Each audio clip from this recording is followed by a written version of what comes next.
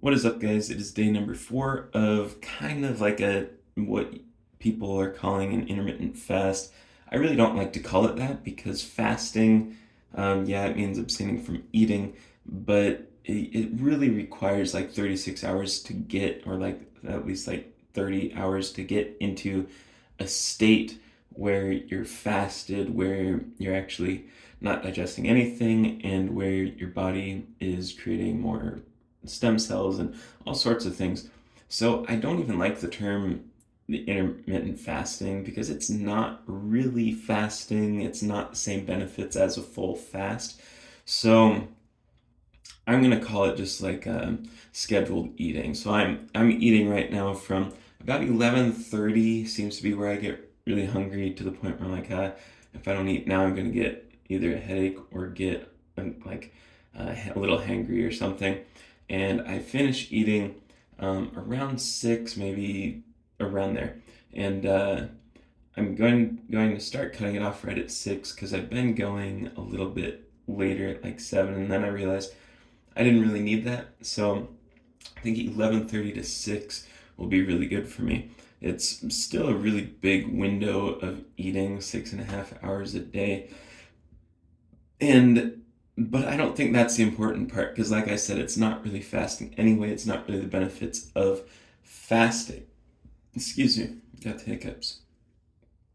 And so I think the benefit of it, though, because there are definitely benefits to this type of eating and intermittent fasting, whether it's fasting or not. The benefits are that you are on a schedule, you have control of your diet.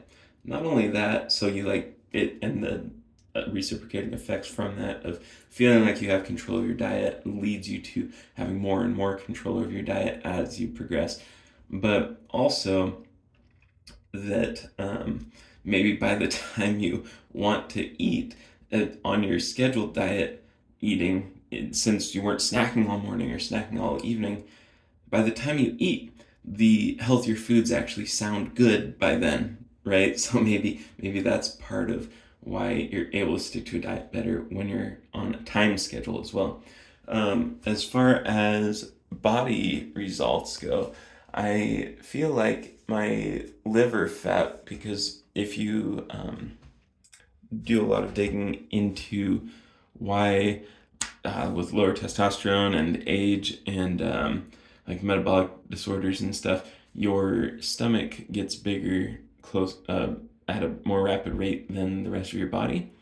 There are more insulin receptors in your stomach adipose fat tissue, but the actual thing that's growing in your stomach that's making your stomachs bigger as you get older and get lower testosterone is actually fat being stored in your liver, and that's why your stomach's growing. It's not, there's nothing magical about gaining more fat in your stomach. Nothing's like changing it as far as that goes. You still have the same amount of fat ratio, but your liver is getting fatty. So one thing that when I was doing the very low fat diet, I noticed my stomach was not getting smaller. But now, like if I suck in, I look quite a lot smaller in the stomach region. And it is it is crazy because 4 days of just not eating as much within certain time frames.